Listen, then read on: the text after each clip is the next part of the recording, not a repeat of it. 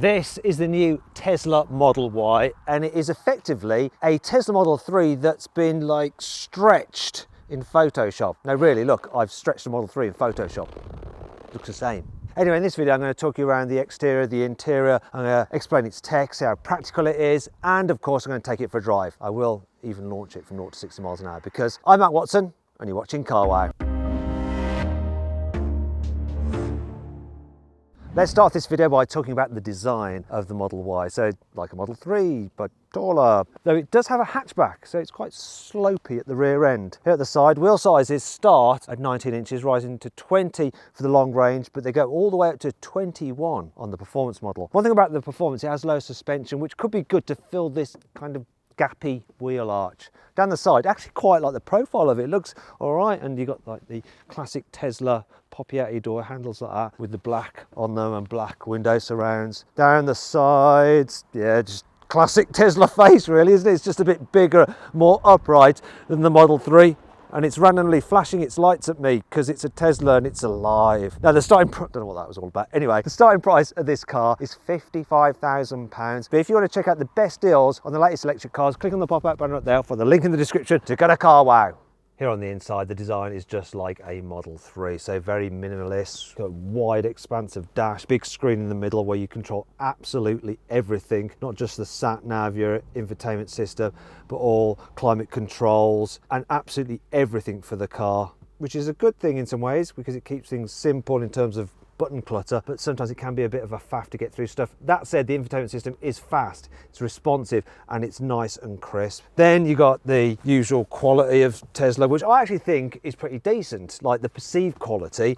What I can't be so sure of is whether it's going to start to fall apart, you know, a little bit quicker than a comparative car, say, from Audi, BMW or Mercedes. In fact, if you want to see my review of an SUV from one of those firms, click on the pop-up banner there for the link in the description for that. As for practicality, once again, it's like a Model 3. So you've got big door bins, you've got storage under here, loads of it. You've got just two pads there for your wireless charging of your mobile phones, more storage under here, some cup holders, the glove box, which you have to open through the screen, or you can just do this, please work, open glove box. There you go. Decent sized glove box. The thing that is different to the Model 3 is the fact that obviously you're sitting up higher. It doesn't feel quite as sporty because you sit more on this car. You still got the big windscreen, great view out, and even better view out because you're a little bit higher up, and the seating position is nice. The seats in the Tesla are very comfortable. I like them. It's good. The main benefit you get with this car over the Model 3 is the space in the back. Now, for starters, one of the problems with the Model 3 is that the seat feels quite close to the floor, so you don't have much under thigh support. You feel a little bit like in a stress position. Not in this one. You feel more like it's a proper seat. Also, look at this. These front seats are jacked up quite a bit, so you can really stretch out. That's awesome. And you can recline these seat backs a bit as well. Really is comfy and roomy in the back. Headroom is good as well. It's nice that you've got this glass roof, so it lets lots of light back here. Knee room's really good. And because you've got a flat floor and lots of space there, the middle seat is pretty comfy as well. Liking that. I'm also liking this. Come on, come on.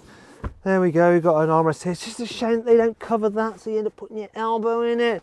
But look at this for some through loading. It's really wide. I'll say it again, it's really wide. They're good, that is.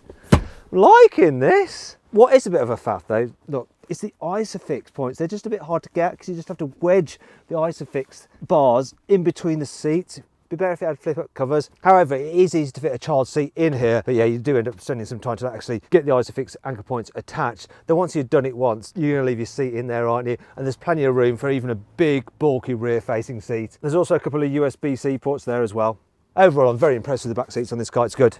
However, if you want an electric SUV with even more room in the back, click on the pop-up banner up there. Follow the link in the description for my review of one. I'm not gonna tell you what it is, it's a secret for now. Now let's talk about boot space, starting with the front boot, the fruit. Look, it's massive, 117 litres of space. It's crazy to think that some German manufacturers can't even figure out how to create any space at all underneath the bonnets of their electric cars. And then there's the boot at the back, which is even bigger. Well, of course it's going to be bigger, it's the rear boot. But would you expect it to be almost 8 times bigger?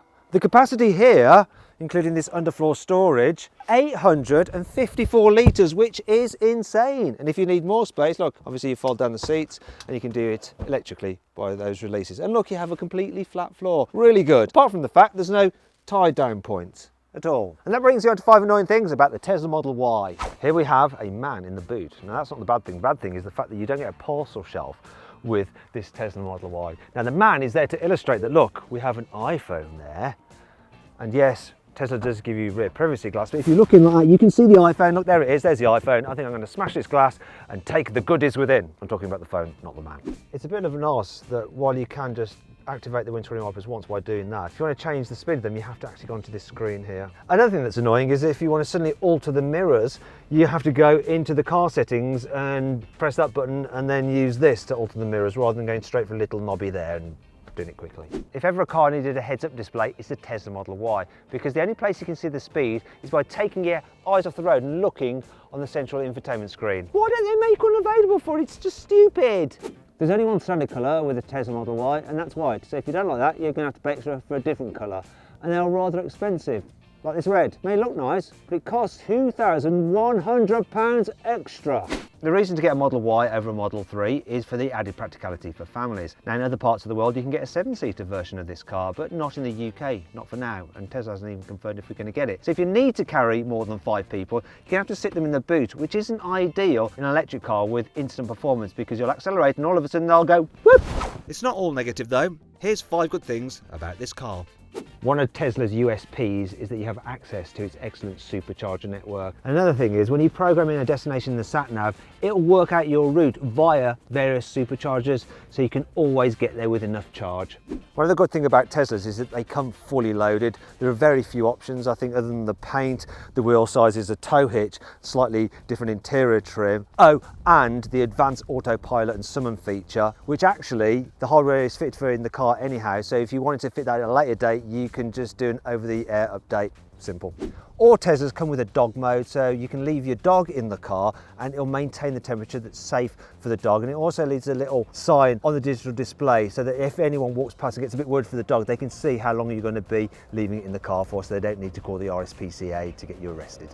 While you're charging your car, you can do things like go on YouTube or Netflix, go watch some shows, maybe a bunch of box sets, whatever.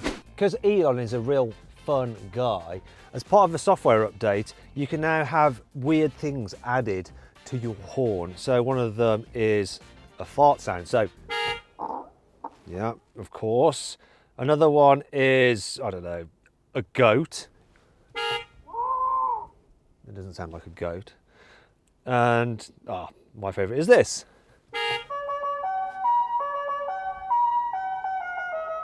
Oh, the lols. But if you want more lols, you can actually add your own via USB. So here's some I've done. Get out of my way, you moron. That's appropriate. Here's another one. Oh, hello, sexy face. Here's another one. What's the matter with you? You need to learn to drive. And my favourite, the classic. Pick up a pop-out banner to get a car wow.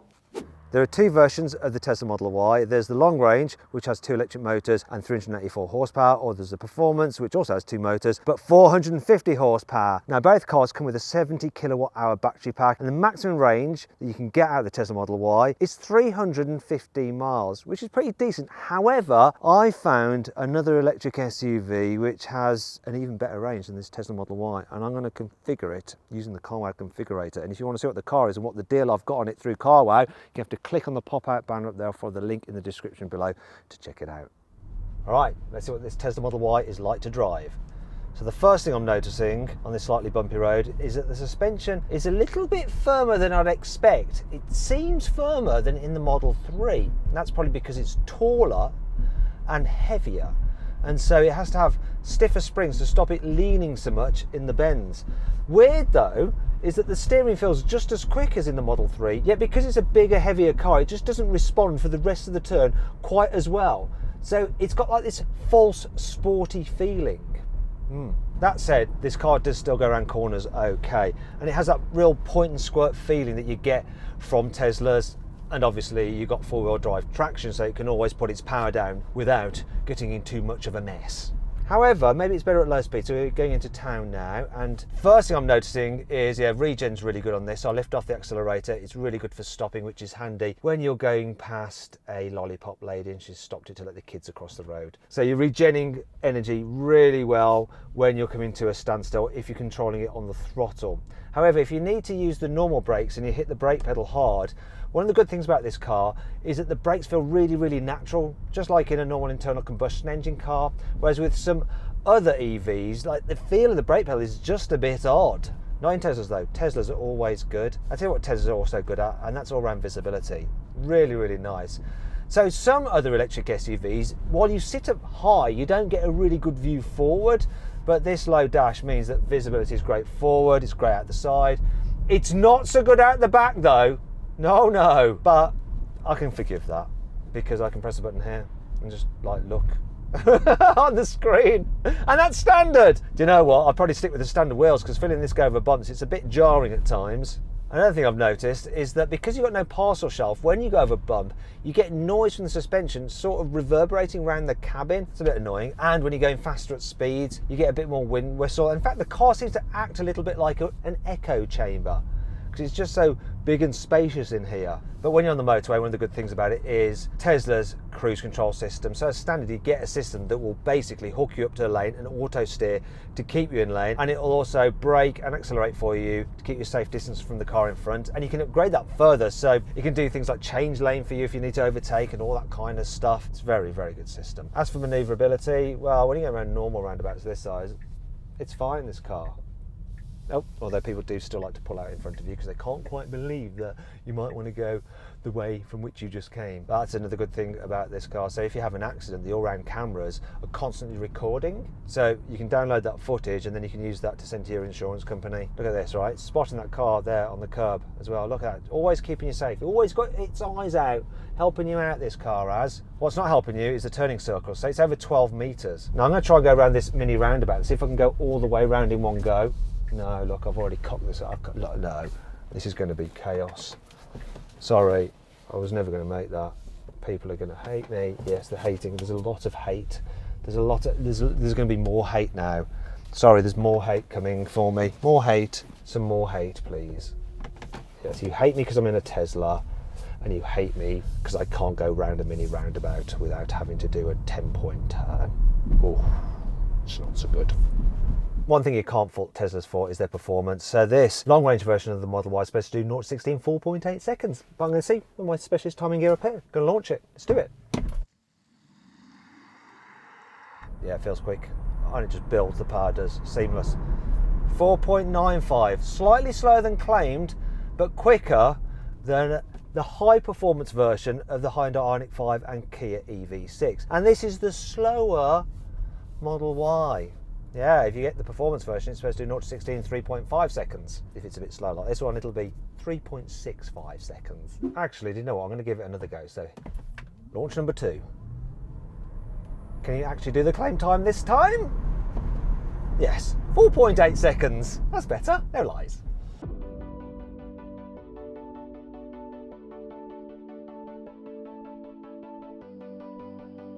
So then, what's my final verdict on the Tesla Model Y? Should you avoid it, consider it, shortlist it, or should you just go right ahead and buy it? Well, I reckon you should shortlist the Tesla Model Y. It's a really, really good electric SUV. It's just that it does face some pretty stiff competition. I hope you all enjoyed the video. If you did, give it a like. If you didn't, give it a dislike. Let me know some other reviews you'd like me to do in the comments below, and click on those windows there for some more videos